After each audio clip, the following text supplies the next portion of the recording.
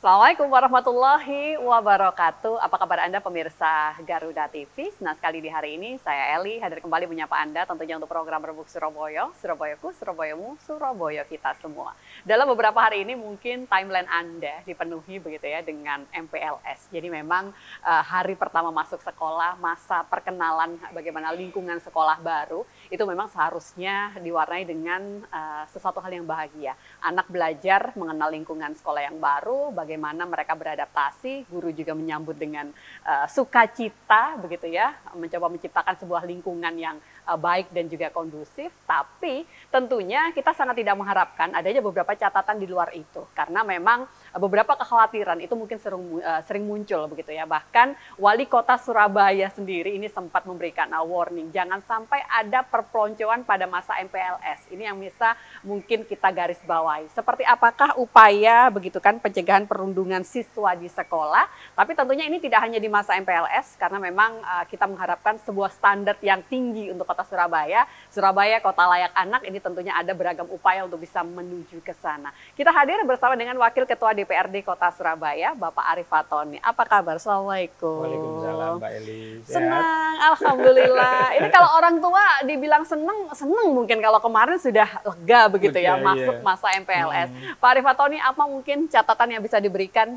pada saat 2 hari ini ya? Iya, makanya sebelum pelaksanaan MPLS itu Mbak Eli, kita berkomunikasi dan memberikan pengingat khusus kepada Dinas Pendidikan Kota Surabaya. Baik. Karena Surabaya ini kota layak anak, maka kita harus mulai sejak di proses hulunya.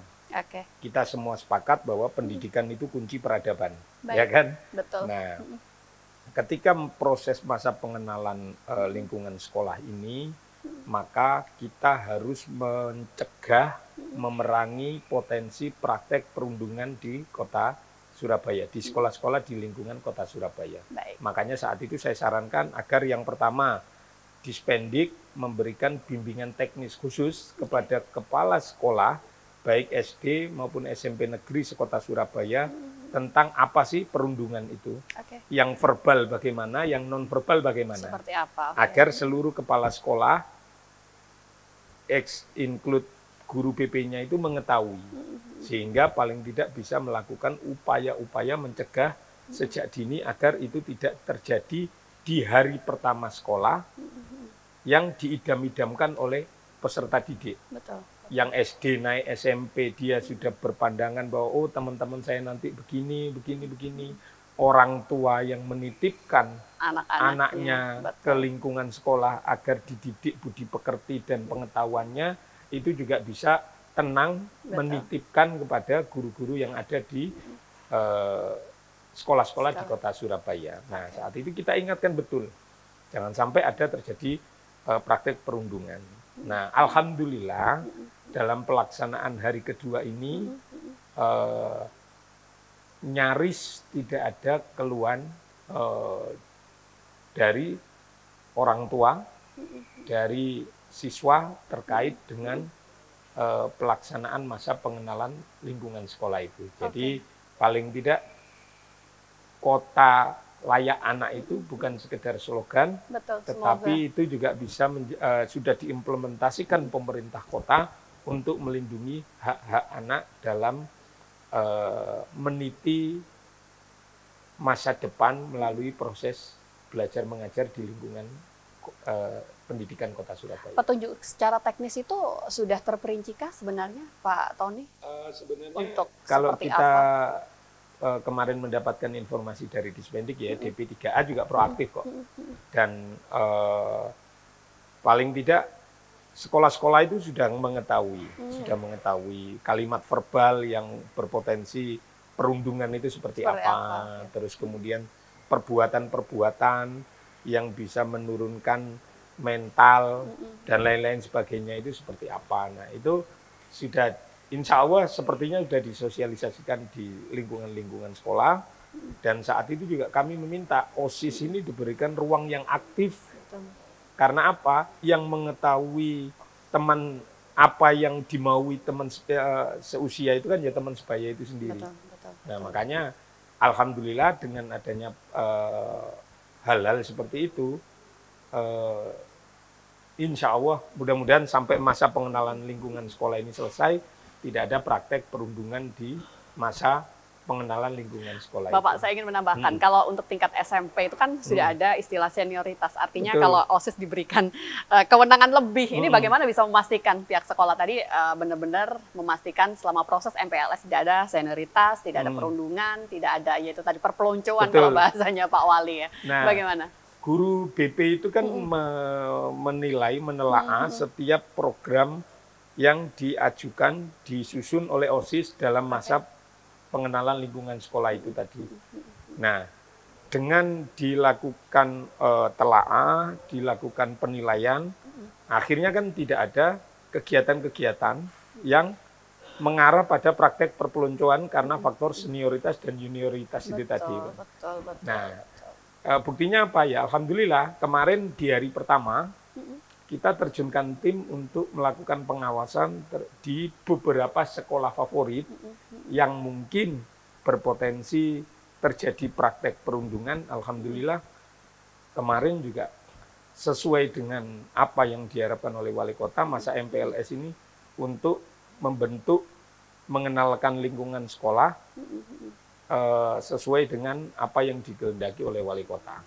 Sekolahku menjadi rumah yang nyaman, kemudian guru-guru menjadi orang tua yang baru, yang bisa mendidik budi pekerti, akhlak, dan pengetahuan bagi peserta didik. Memang mungkin kalau boleh memberikan sedikit testimoni begitu ya, kalau tadi Pak Arief sempat menyebutkan ada verbal dan juga non-verbal perundungannya. Jadi kalau zaman dulu itu kan tidak hanya fisik, tidak hanya secara langsung saja, tapi tugasnya itu banyak yang nggak masuk akal juga. Dan alhamdulillah mungkin untuk sekarang ini kota Surabaya sudah jauh. Tidak ada. Jadi benar-benar tugas yang diberikan itu mendidik. Betul. Bisa mengembangkan. Tidak mengarah ke kekerasan fisik atau dengan dalih membangun kedisiplinan, terus kemudian melakukan kegiatan-kegiatan yang itu sudah tidak relevan dengan zaman. Kalau dulu waktu kita kecil, Mbak Eli, saya kan merasakan ya, ketika melanggar disuruh push up, begitu-begitu, ya kita harus maklumi bahwa era saat itu memang masih membutuhkan yang begitu-begitu. Pola pendidikannya harus yang begitu kan?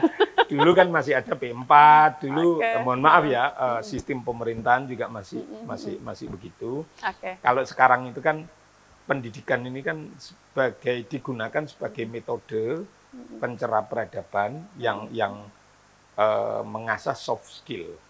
Jadi kedisiplinan itu tidak dimaknai dari proses fisik ya, tetapi tumbuh kembang pikiran anak itu yang menjadi faktor penentu sebenarnya. Senang memang sebenarnya kalau sekarang sudah lebih banyak begitu ya guru yang menyadari sistem pendidikan yang sudah sangat mendukung lingkungan bahkan. Tapi Bapak, kenapa sih perundungan dan juga faktor senioritas tadi itu masih sangat rentan akan terjadi? Jadi kita harus terus mengantisipasi kan. Sangat rentan terjadi pada masa-masa seperti pengenalan sekolah sekarang ini, Pak Arief, menurut Bapak. Ya, karena kadang-kala berarti kalau ada senior yang masih berpikir untuk melakukan perundungan, itu berarti dia menjadi korban atau menjadi objek perundungan sebelumnya. Jadi dia melakukan pengulangan. Hal yang sama. Nah, alhamdulillah di 5 tahun terakhir ini Surabaya kan sudah tidak pernah ada laporan tentang praktek perundungan selama masa pengenalan lingkungan sekolah ya. Tapi pada waktu masa proses belajar mengajar memang kemarin itu kita masih dapat laporan tentang adanya praktek perundungan terhadap anak berkebutuhan khusus yang sempat ramai kemarin itu. Nah, tetapi itu kan jumlahnya cukup kecil dan itu pun langsung menjadi concern perhatian kita semua agar cukup selesai sampai di sini. Korban perundungannya harus diberikan pendampingan oleh DP3A melalui tim-tim psikolognya itu, psikiaternya, agar tidak menimbulkan trauma berkepanjangan. Pelaku perundungannya juga harus diberikan edukasi agar tidak melakukan hal yang sama kepada yang lain.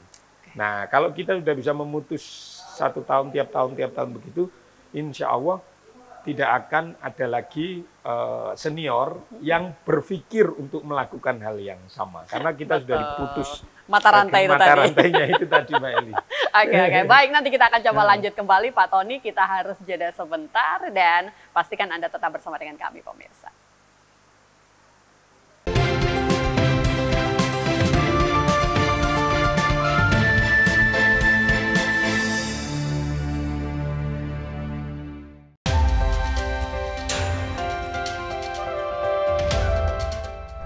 penangkapan tersangka. Berbagai peristiwa penting terjadi sepanjang hari.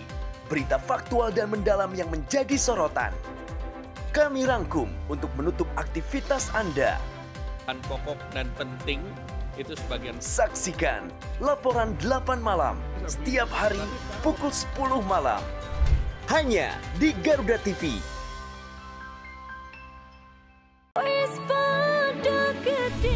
Update seputar lagu dan penyanyi hits dangdut Indonesia.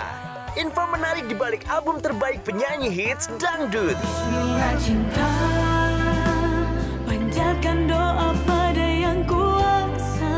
Bayar hutang hari ini, janji bayar. Bahwa aku mencintaimu. Dangdut Gemoy hanya di Garuda TV.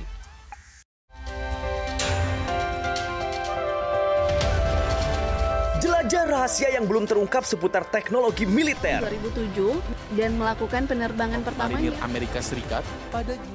Temukan fakta unik di balik rancangan alutsista yang paling canggih. Terbesar dan terkuat. Kolaborasi teknologi canggih dalam informasi dunia militer. Di balik senjata, hanya di Garuda TV. Yang baru di Garuda TV. Resep rahasia di balik sajian menarik, masakan Nusantara dan internasional. Untuk menambah resep hidangan di rumah Anda.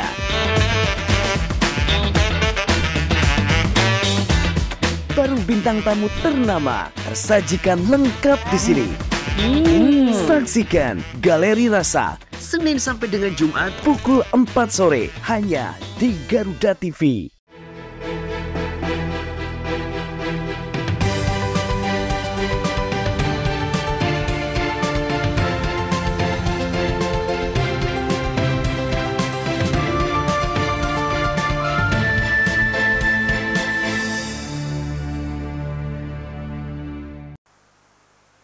Seperti yang sudah kita obrolkan bersama tadi, tentunya pemerintah kota, pihak sekolah, masyarakat, orang tua, bahkan peserta didik ini tentunya juga butuh melakukan sebuah kolaborasi yang apik begitu kan. Kita tidak hanya berhenti pada masa MPLS saja untuk bisa mencegah adanya perundungan tadi, tapi pada masa proses pembelajaran selama 1 tahun ke depan, ini juga harusnya bisa menjadi perhatian kita bersama. Seperti apa Pak Arif Fatoni untuk upaya pencegahan perundungan pada masa proses belajar mengajar, Bapak?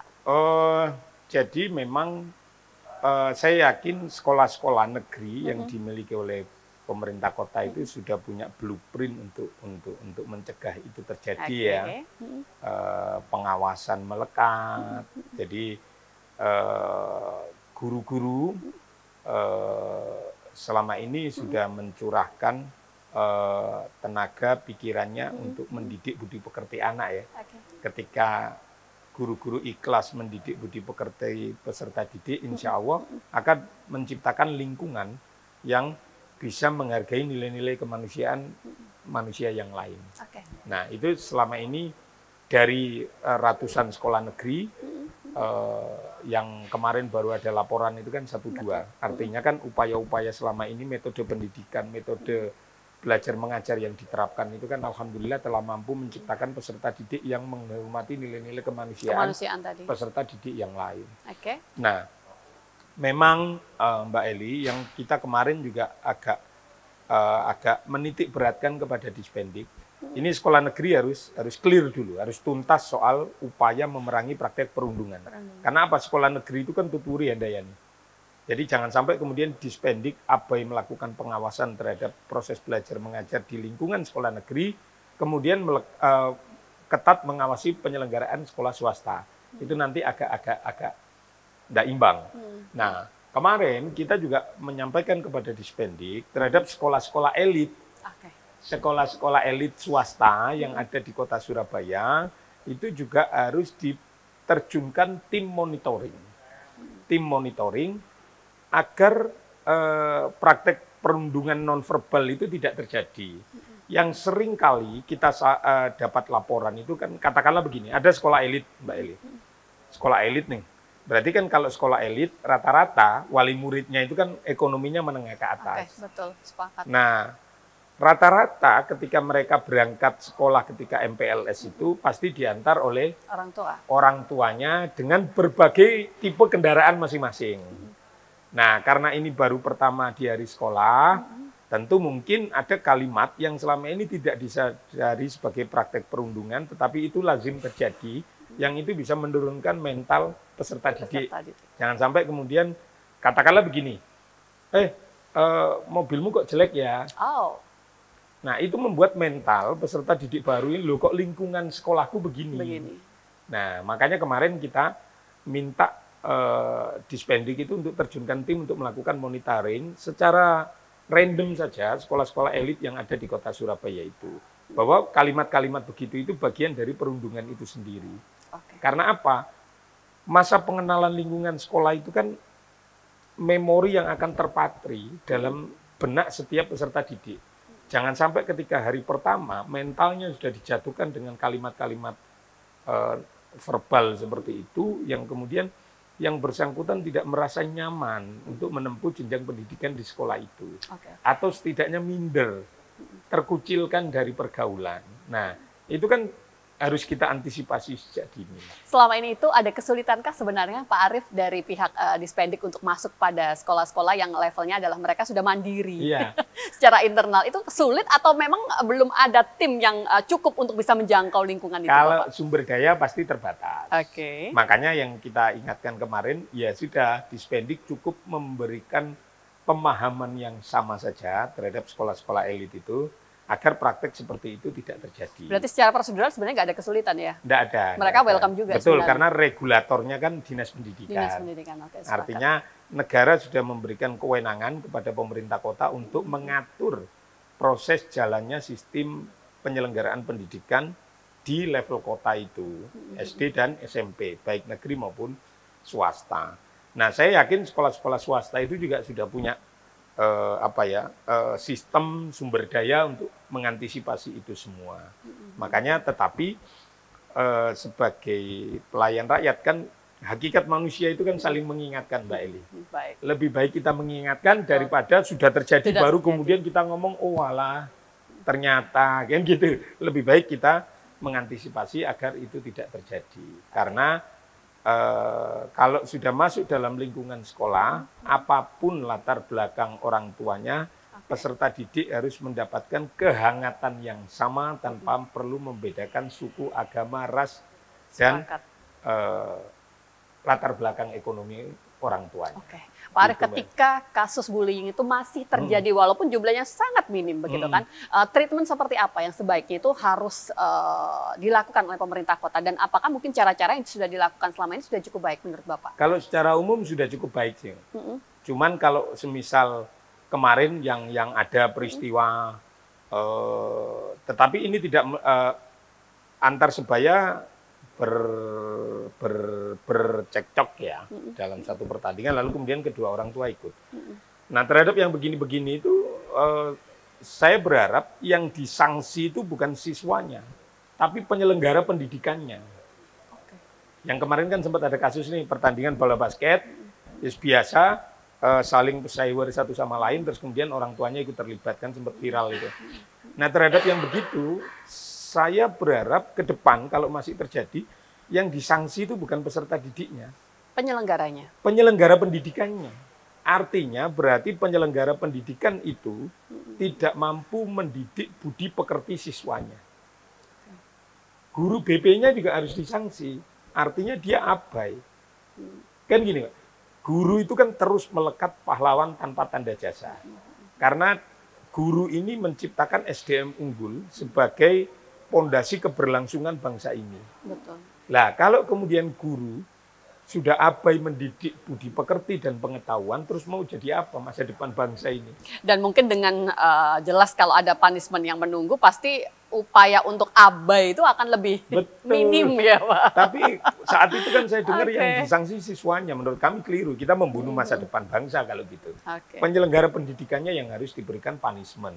Bisa dicabut izin penyelenggaraan operasional pendidikannya, terus kemudian kepala sekolahnya juga bisa dilakukan dalam tanda kutip ya, sanksi tidak boleh menjadi kepala sekolah di lembaga pendidikan itu. Mestinya begitu, sehingga semua penyelenggara pendidikan itu punya prinsip yang sama, punya kesadaran yang sama bahwa tugas pendidik itu adalah di samping meningkatkan kemampuan pengetahuan umum sebagai cakrawala berpikir pelajar kita, di situ juga ada kewajiban untuk mendidik budi pekerti yang luhur. Oke, betul, Kalau betul. budi pekertinya sudah luhur, insya Allah potensi kenakalan remajanya akan Berkurang, sepakat. Bapak, saya ingin menambahkan sedikit. Ini sebenarnya ada beberapa kasus di Kota Surabaya itu yang melibatkan anak spesial, anak berkebutuhan Betul. khusus untuk kasus bullyingnya. Nah, itu seperti apa Bapak yang Pak Tony lihat? Ya kemarin yang ada satu di sekolah negeri itu kan memang di sekolah inklusi itu ya anak berkebutuhan khusus itu harus kita lindungi hak-haknya Betul. untuk mendapatkan akses pendidikan yang layak. Nah,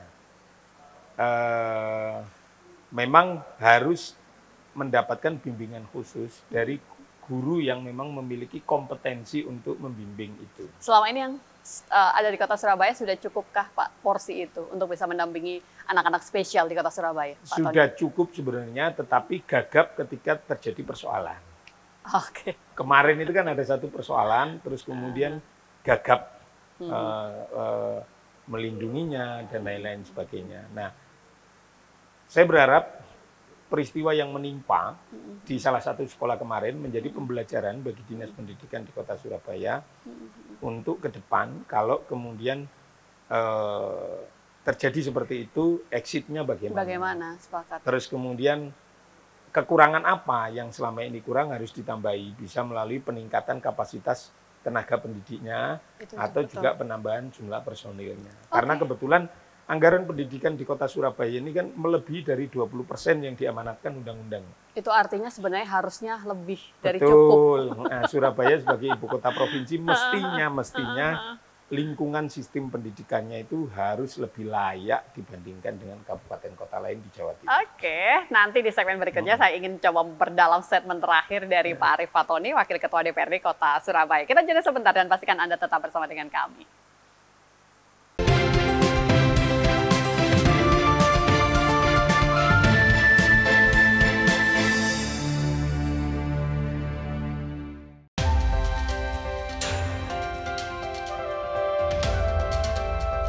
Yang pertama dan paling hangat, informasi yang menemani Anda memulai ragam aktivitas. Jadikan pagi Anda lebih berarti dengan kabar terkini. Laporan 8 pagi, setiap hari pukul 6 pagi, hanya di Garuda TV.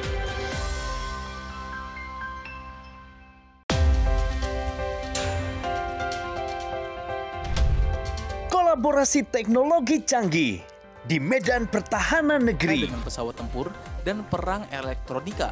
Dalam informasi dunia militer, di garda terdepan. 737 pesawat CN-235 kali perlengkapan senjata untuk menyerang musuh. Pertunjukan hebat dari TNI Angkatan. Garda dunia, setiap hari hanya di Garuda TV. Ketika bangsa kita menghadapi tantangan besar, hanya persatuan yang menjadi kunci utama.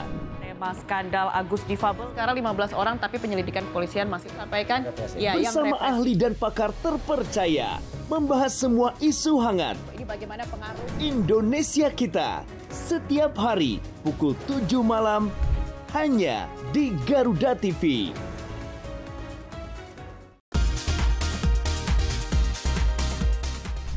Sajian informatif mengenai ragam fakta unik dari seluruh penjuru dunia. Mengulas berbagai fenomena menarik dan langka yang kaya akan wawasan. Pengetahuan dan humaniora, Oxford University awalnya justru dibuat Karena desainnya yang transparan, para pengunjung yang menginap di sana Info Miss Wow hanya di Garuda TV.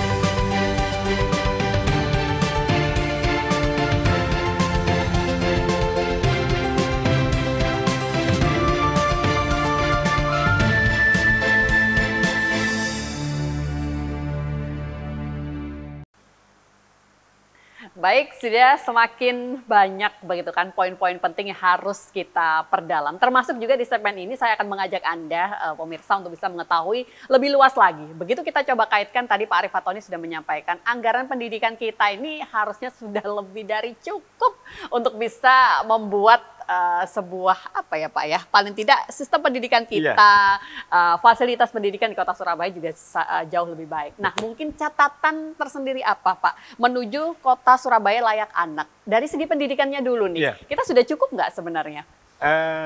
Kalau yang diamanatkan oleh undang-undang 20% itu kita jauh lebih cukup. Artinya kita sudah melampaui kewajiban pokok dalam Undang-Undang Sistem Pendidikan Nasional kita itu. Baik. Dan saya beberapa kali diskusi sama Wali Kota Surabaya, memang Mas Wali ini concern terhadap penyiapan SDM unggul. Karena sebenarnya tugas kabupaten kota itu, di samping layanan dasar dalam sektor kesehatan, infrastruktur, itu yang paling utama adalah penyiapan SDM unggul. SD, SMP yang menjadi otoritas kabupaten kota itu. Nah, Surabaya dengan kekuatan APBD-nya, itu sebenarnya sudah berupaya untuk membangun SDM unggul sebagai pemutus mata rantai kemiskinan. Karena pendidikan itu kan pemutus mata rantai kemiskinan. Nah, tidak hanya dalam konteks penyelenggaraan pendidikan di SD, SMP gratis, terus kemudian beasiswa pemuda tangguh untuk SMA, terus kemudian ada juga beasiswa pendidikan tinggi. Itu bagian dari ikhtiar kita semua untuk menyiapkan SDM unggul yang ada di Kota Surabaya. Sehingga apa? Kita semua meyakini karena pendidikan itu kunci perubahan peradaban, pendidikan itu pemutus mata rantai kemiskinan, sehingga melalui metode penyelenggaraan pendidikan ini kita harapkan SDM unggul di Kota Surabaya ini bisa nanti membuka lapangan pekerjaan, bisa bekerja, sehingga menjadi trigger dalam pertumbuhan ekonomi di Kota Surabaya maupun di kota-kota yang lain. Nah, ini concern kita semua. Makanya dalam RPJMD 2025-2030 itu untuk meminimalisir kesenjangan fasilitas pendidikan negeri antar wilayah, Mbak Eli, dekat tempat Mbak Eli. Sudah mau saya singgung ini. Dekat tempat Mbak Eli nanti pemerintah kota tahun depan akan bangun satu SMP negeri 1. Baik. Satu SMP negeri, terus kemudian SD negeri di kawasan Kenjeran, terus 2-nya kalau tidak salah di Warugunung sama mana gitu, SMP negeri. Itu untuk bagian dari proses pemerataan pendidikan. Nah, tentu setiap kebijakan pemerintah kota itu kan pasti menuai pro dan kontra. Pro dan kontra, sepakat memang. Nah, yang menuai pro itu adalah para wali murid yang berharap anaknya bisa menjadi peserta didik di sekolah negeri yang dimiliki oleh pemerintah kota, karena memang semuanya serba gratis. Tapi sebenarnya pemerintah kota itu juga memberikan beasiswa SD, SMP, sekolah swasta, baik melalui program Bobda maupun beasiswa-beasiswa yang bekerja sama dengan perusahaan-perusahaan yang ada di Kota Surabaya. Itu ada, Mbak Eli. Nah, itu bagian ikhtiar kita menyiapkan SDM unggul. Nah, bagaimana dengan yang kontra pembangunan SMP negeri di Medo Anayun? Itu kan sekolah-sekolah swasta. Nah, kalau tanpa mengurangi rasa hormat kami terhadap pegiat-pegiat pendidikan swasta yang ada di Kota Surabaya, saya mengambil istilah yang sering disampaikan oleh mantan Ketua Umum Partai Golkar ya, Pak Abu Rizal Bakri itu, daripada mengutuk kegelapan, lebih baik kita menyalakan lilin sebagai lentera kehidupan. Dan jangan sering berada di kegelapan, karena di kegelapan bayangan pun akan meninggalkan kita, apalagi teman kita. Nah, artinya apa? Ya. Jadikan upaya pemerintah kota membangun SMP negeri, SD negeri, pertambahannya itu dijadikan sebagai stimulan sekolah-sekolah swasta itu untuk meningkatkan nilai, meningkatkan karakteristik yang tidak dimiliki oleh sekolah negeri. Akhirnya biarkan masyarakat memilih. Betul. Jadi kan ada banyak juga sekolah-sekolah swasta yang berbasis agama itu. Tiap tahun penerimaan siswa barunya bagus. Penuh. Ini kan berarti ngomong tentang kualitas. Ada diferensiasi antara penyelenggaraan sistem pendidikan yang dikelola oleh pemerintah kota dengan yang dikelola swasta. Ini kan harus ada diferensiasi. Sehingga wali murid yang memilih, oh kalau ingin anak saya tidak hanya mendapatkan pengetahuan umum, tetapi juga mendapatkan pemahaman agama sejak dini, maka saya sekolahkan swasta. Betul.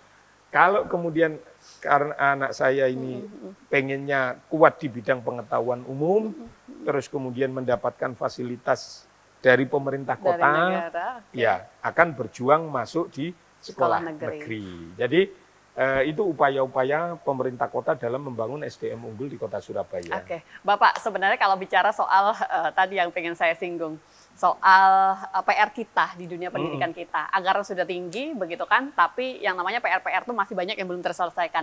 Fasilitas sekolah yang belum rata begitu kan, SDM yang tentunya harus terus dipacu agar bisa lebih meningkat mutunya. Termasuk juga begini, kita dengan bangganya mengatakan memberikan pendidikan gratis, tapi bagaimana dengan kualitas? Tidak adakah sebuah upaya nantinya ke depan Pak Arief Fatoni untuk kita bisa bilang gratis tapi berkualitas, Bapak? Betul, bagaimana? Itu harapan kita semua.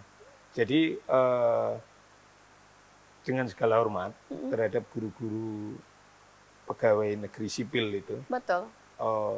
Saya memang meskipun tidak semua ya, ada 1-2 yang kemudian kehilangan dharma baktinya untuk mencerdaskan kehidupan bangsa. Artinya proses belajar mengajar itu selesai ya selesai.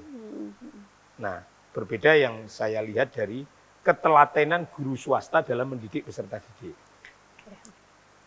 Ini menjadi otokritik kita semua. Betul.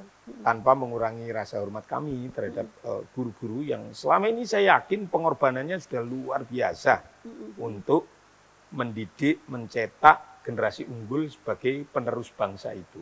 Tetapi memang ada 1-2 yang menganggap itu pekerjaan. Padahal guru itu kan bukan pekerjaan. Setiap orang yang bercita-cita untuk menjadi guru, ada pengabdian ya Pak? Ada pengabdian untuk mendidik anak bangsa.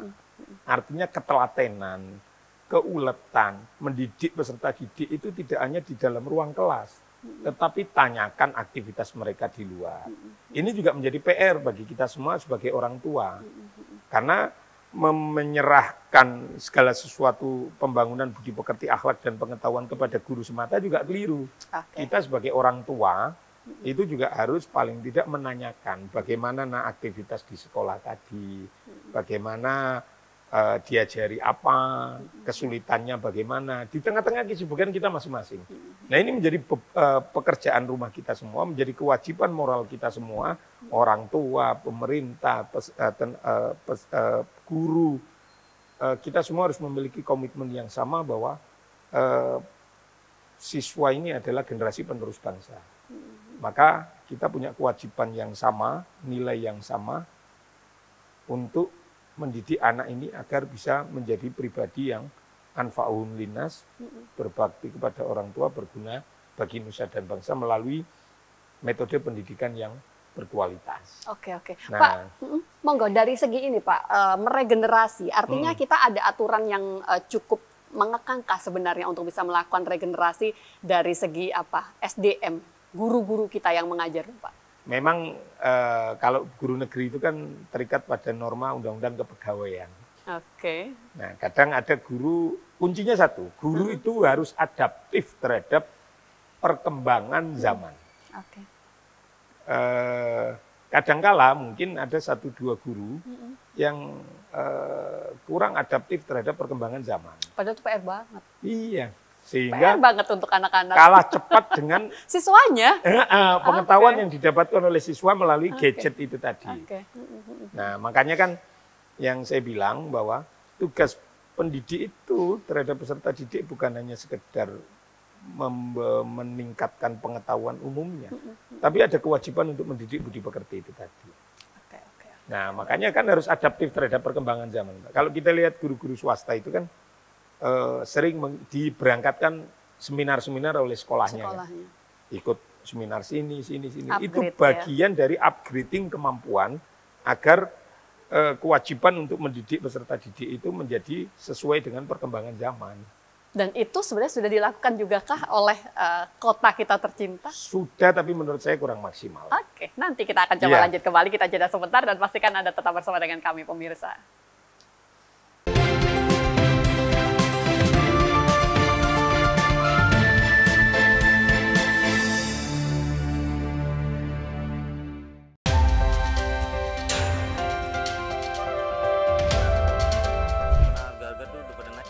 update kasus dan isu terhangat langsung dari lapangan. Barreskrim Polri berhasil menggagal 6 partai oposisi Korea. Faktual, padat dan akurat. Ikuti setiap perkembangan di laporan 8 petang setiap hari pukul 6 sore. Live di Garuda TV.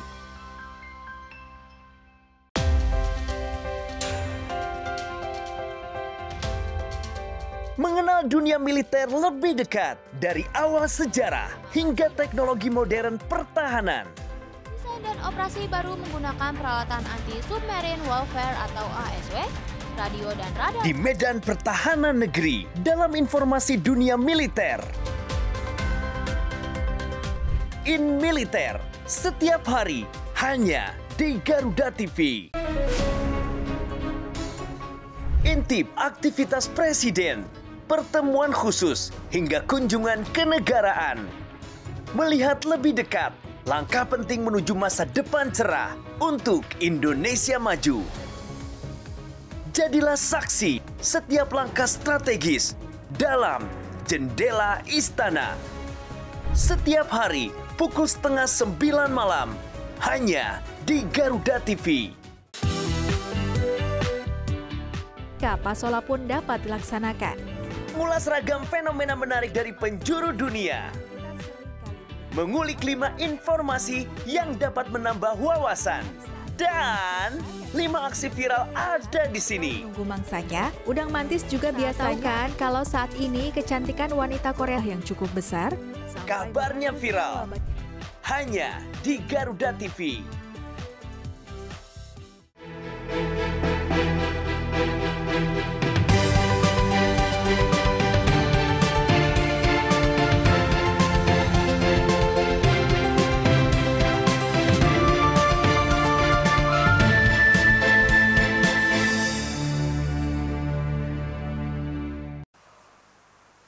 Terima kasih Anda yang masih bersama dengan kami pemirsa. Tentunya di segmen ini saya masih pengen lanjut begitu ya, karena bicara soal MPLS, bagaimana bisa mengurangi paling tidak kemungkinan terjadinya perundungan di sana. Bahkan kita sudah banyak ngobrol tentang pendidikan di kota Surabaya yang tentunya bisa mengarah Surabaya sebagai kota yang layak anak. Tapi pemirsa, hari ini saya sedang ngobrol dengan Wakil Ketua DPRD. Itu artinya sebenarnya ada banyak hal di luar pendidikan ini yang bisa saya gali dari tamu yang sangat luar biasa di hari ini, Pak Arief. Tapi saya masih ingin melanjutkan begitu kan, ngobrol soal pendidikan dan juga kota layak anak untuk Surabaya sendiri. Apa Pak yang harusnya sudah mulai dipikirkan begitu kan, agar kita bisa berlari lebih kencang? Tidak ada anak-anak usia sekolah yang harusnya bisa mendapatkan sekolah, tapi masih belum mendapatkan, termasuk juga yaitu tadi, benar-benar semuanya dijamin berkualitas, Pak Arief. Langkah apa? Jadi yang pertama, kita harus sepakat bahwa proses hulu ke hilir ini harus berjalan. Oke, artinya? Di hulu itu di rumah, anak harus mendapatkan rumah yang nyaman, kehangatan dari kedua orang tua. Pemkot intervensi melalui program renovasi rumah tidak layak huni, sehingga baiti janati itu tercipta dulu. Mood anak ketika pagi hari sebelum berangkat sekolah itu harus bagus melalui kehangatan yang diberikan oleh orang tua, rumah yang layak yang diberikan oleh pemerintah kota melalui program Rutilahu. Nah, terus kemudian ketika anak ini ketika sekolah, maka tenaga pendidiknya harus dilakukan upgrading secara berkala. Nah, dari proses hulu ke hilir ini, insya Allah kita akan mendapatkan output dari sistem pendidikan kita melahirkan generasi yang unggul. Memang Mbak Eli, di sistem pendidikan yang diterapkan oleh Menteri Nadiem itu kita merasakan tidak ada reward terhadap anak yang berprestasi. Anak-anak kita itu haus akan reward. Kalau dulu zaman saya sekolah, itu kan ada ranking 1, 2, 3. Sehingga memacu begitu ya, calon siswa ini untuk terus menunjukkan bakat minatnya terhadap proses belajar mengajar itu agar mendapatkan apresiasi dari sekolah. Nah itu kan hilang selama ini dengan sistem pendidikan yang sekarang. Nah makanya reward itu harus diberikan oleh orang tua. Katakanlah kalau anak ini tidak pernah bolos, anak ini tidak pernah ditegur oleh BP, maka orang tua harus memberikan reward. Oh, anakku pinter, gini-gini. Sehingga memacu ruang alam bawah sadarnya untuk dia terus meningkatkan prestasinya. Baik prestasi di sekolah maupun budi pekerti ketika di rumah dan lingkungan sosialnya. Karena kalau itu tidak kita lakukan, lama-lama kemudian tidak ada gairah anak itu untuk sekolah, untuk berprestasi. Nah, mudah-mudahan menteri yang baru ini mengkoreksi, meskipun ada guyonan, pendidik-pendidik kita ini belum selesai mempelajari kurikulum ini, kemudian ganti pemerintah, ganti kebijakan kurikulum lagi, sehingga adaptasi lagi. Ke depan saya berharap untuk metode pendidikan kita itu harus punya pakem kuat lah. Sebagaimana kalau kita berkaca pada Cina, Cina itu silabus pendidikannya itu untuk jangka panjang 50 tahun, gitu-gitu. Nah, kita itu kan sejak pasca reformasi sudah mulai kehilangan itu. Gampang berubah-berubah, padahal pendidikan itu adalah kunci peradaban. Bagaimana kita mau menyongsong Indonesia Emas 2045, kalau kemudian sistem pendidikan kita masih bergonta-ganti, jangankan peserta didik, tenaga pendidik aja belum selesai mempelajari satu kurikulum, harus belajar adaptasi lagi. Jadi saya berharap Presiden menetapkan sistem pendidikan yang itu tidak bisa diotak-atik. Ya.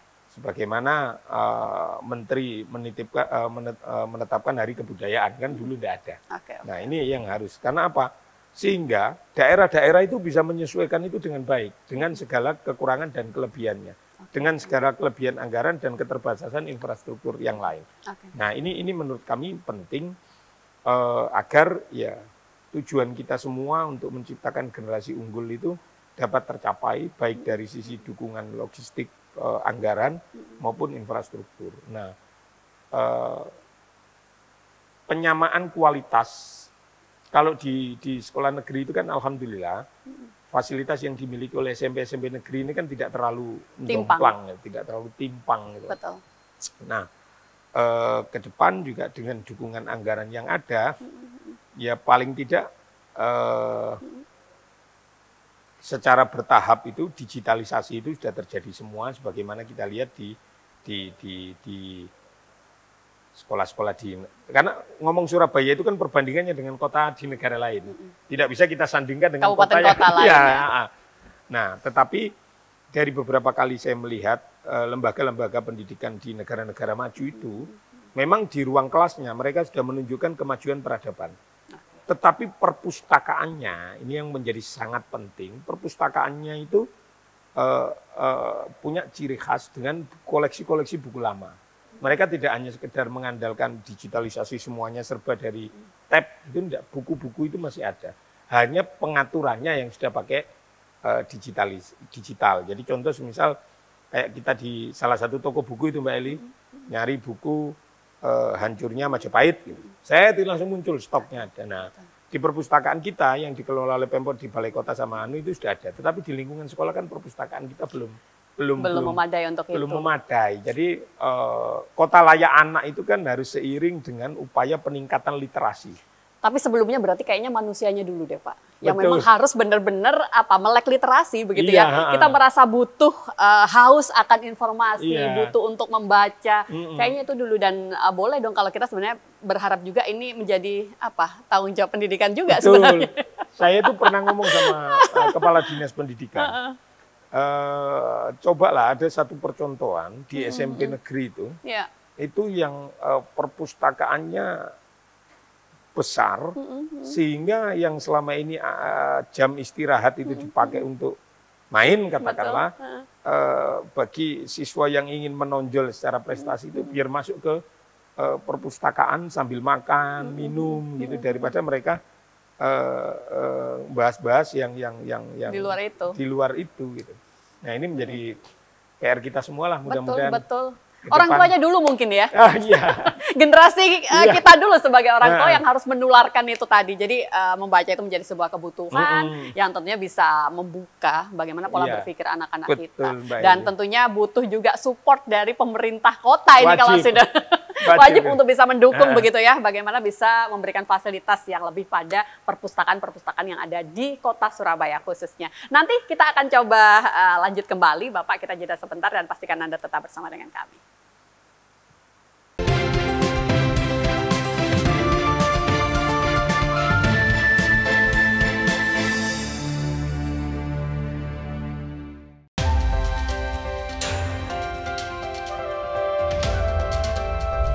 Jangan lewatkan jam rehat Anda dengan perkembangan informasi paling aktual.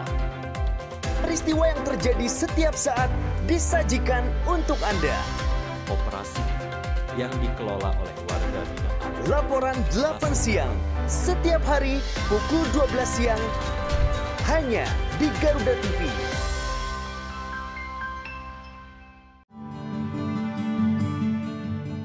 Gimana Mas? Kamu nggak boleh KDRT nanti. Penasaran dengan kisah cinta yang tersembunyi di balik sorot lampu? Cari tahu perjalanan spiritual yang akan mengubah pandangan tentang cinta kita. Amin. Bersama Tias Mirasih dan konsultan spiritual cinta yang akan mengungkap rahasia cinta para bintang ternama di Kita dan Cinta. Setiap hari pukul 1 siang hanya di Garuda TV. Semua yang lucu ada di sini. Dan pastinya bikin weekend Anda makin seru. Yang dijamin bikin ketawa.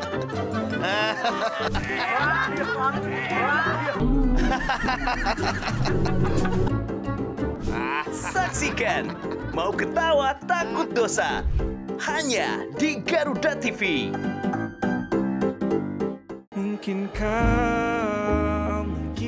Temukan lagu-lagu hits yang sedang trending. Update playlist musik penyanyi favoritmu yang pastinya gak bakalan ketinggalan.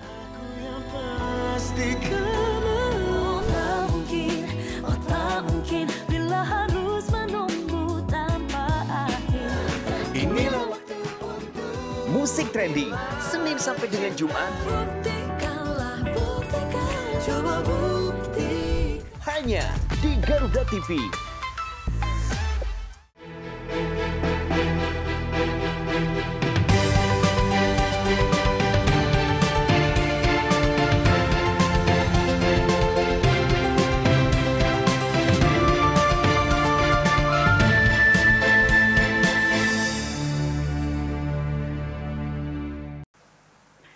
Terima kasih Anda yang masih bersama dengan kami, pemirsa Garuda TV, tentunya untuk program Rembuk Surabaya. Jadi memang jadikan program ini adalah rumah bagi warga kota Surabaya untuk bisa mencari tahu ketika kita tengah menghadapi beberapa problem begitu kan. Yuk bisa lihat, simak di sini, karena di sini ada wakil rakyat kita, ada wakil ketua DPRD Kota Surabaya yang sudah siap untuk bisa memberikan beragam informasi. Khususnya di hari ini kita ngobrol tentang pendidikan, kita ngobrol tentang MPLS, masa pengenalan lingkungan sekolah begitu kan, yang tengah berjalan untuk hari ini, dan tentunya ada beberapa evaluasi dan juga catatan yang sudah diberikan. Dan terakhir di closing statement ini saya juga akan memberikan kesempatan kepada tamu kita yang sangat luar biasa, Pak Arif Fatoni, monggo. Ada mungkin beberapa kritik, oke lah kita mengapresiasi begitu ya apa yang sudah dilakukan oleh pemerintah kota, tapi tentunya ada dong beberapa hal yang bisa terus kita lakukan, pembenahan begitu kan. Monggo Pak, bisa disampaikan. Jadi kalau dalam konteks penyelenggaraan masa pengenalan lingkungan sekolah ini, memang dalam konteks penyelenggaraan, tujuan penyelenggaraan hari ini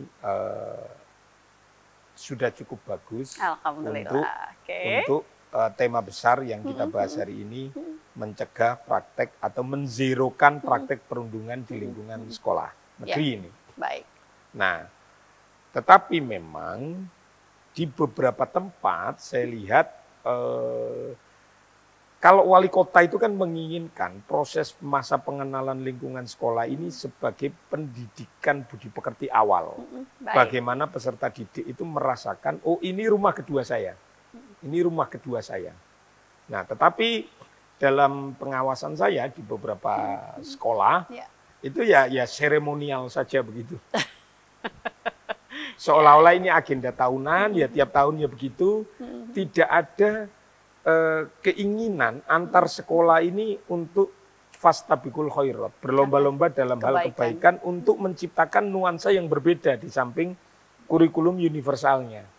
Kurikulum universalnya kan ini pengenalan, arahan kepala sekolah, terus kemudian perkenalan, itu kan Tetapi kenapa sih masa pengenalan lingkungan sekolah ini tidak dijadikan sarana perlombaan bagi masing-masing lembaga pendidikan negeri ini untuk menciptakan nilai lebih dibandingkan sekolah yang lain. Contoh katakanlah, ada SMP yang dekat dengan pemukiman warga, katakanlah. Nah, kenapa kemudian tidak ada agenda tentang berjalan-jalan ke pemukiman setempat? Sehingga peserta didik itu juga dapat memahami nilai-nilai kemanusiaan, keberagaman pemukiman yang ada di lingkungan itu. Sehingga muncul tepo seliro. Itu kan pendidikan itu kan fungsinya mendidik budi pekerti itu. Nah, ini yang saya harapkan tahun depan Kepala Dinas Pendidikan itu bikin apresiasi terhadap sekolah yang menampilkan keunikan, yang bisa menciptakan kearifan lokal sekolah itu, sehingga itu teringat di memori publik calon siswa. Oh, enak ya sekolah di sana, ternyata saat MPLS-nya itu ada sesuatu yang unik, yang khas, yang itu bermanfaat bagi siswa didik itu sendiri. Ke depan dilombakan begitulah, jangan menganggap proses MPLS ini hanya semata-mata agenda rutin, seremonial. Ya, seremonial. Ya. Ini menurut kami jauh dari apa yang diharapkan oleh wali kota. Tetapi itu hanya 1-2 saja. Mudah-mudahan tahun depan Kadis Pendik itu menangkap spirit wali kota tentang pembangunan SDM unggul itu dimulai dari sejak MPLS terlaksana selama 1 minggu itu, dengan keunikan atau perlombaan dalam tanda kutip, kan bisa saja semisal sekolah SMP negeri yang unik dalam menyelenggarakan MPLS yang itu bisa bermanfaat untuk pendidikan budi pekerti dan akhlak anak akan mendapatkan apresiasi seperti ini. Sehingga kan ada perlombaan kebaikan antar sekolah. Itu loh, sehingga tidak masuk pada zona nyaman. Zona nyaman ya peserta didik datang, upacara, terus kemudian perkenalan ya menurut kami kita harus belajar bahwa pendidikan itu seiring dengan perkembangan zaman. Tidak mengeksklusifkan diri juga. Betul. Ya, kan? Kalau kita berada di zona nyaman, saya khawatir inovasi peserta didik itu tidak tumbuh sejak awal. Kita itu kan kalau hidup tanpa inovasi itu kan kita akan tenggelam oleh keadaan. Gitu, Mbak Eli. Luar biasa. Matur nuwun sangat Bapak untuk ilmunya, sharing informasinya. Semoga bermanfaat untuk seluruh pemirsa Garuda TV dan juga warga kota Surabaya khususnya. Terima kasih sekali lagi Bapak. Selamat kembali bekerja. Dan insya Allah kita akan berjumpa kembali di lain kesempatan. Saya Eli, pamit undur diri. Wassalamualaikum warahmatullahi wabarakatuh.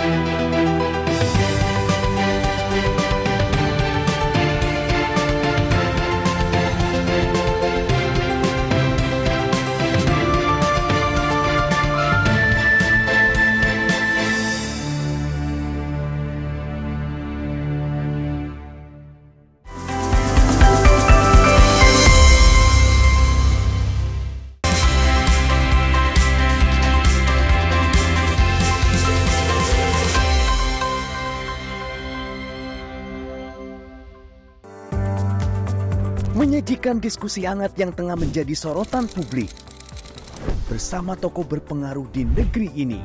Terjadi apabila ada pengetahuan dan keberanian mengungkap berbagai pandangan dari isu sosial, politik, dan ekonomi.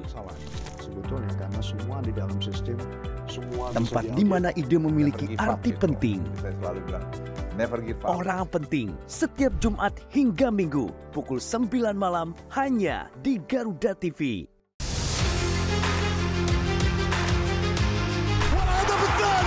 Update terbaru dari dunia olahraga. Dapatkan semua berita olahraga terkini dari nasional dan internasional. Bahkan beberapa di antaranya setelah mendapat waktu istirahat dan jauh dari analisis tajam dan rekap momen epik. Saksikan Sport 8 setiap hari hanya di Garuda TV. Temukan lagu-lagu hits yang sedang trending. Update playlist musik penyanyi favoritmu yang pastinya gak bakalan ketinggalan.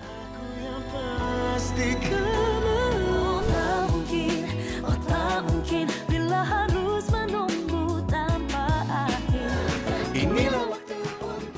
musik trending. Senin sampai dengan Jumat. Hanya di Garuda TV. Update seputar lagu dan penyanyi hits dangdut Indonesia. Info menarik di balik album terbaik penyanyi hits dangdut. Cinta, panjatkan doa pada yang kuasa. Bayar hutang hari ini, janji bayar. Bahwa aku mencintaimu. Dangdut Gemoy. Hanya di Garuda TV. Yang baru di Garuda TV. Resep rahasia di balik sajian menarik masakan Nusantara dan internasional. Untuk menambah resep hidangan di rumah Anda.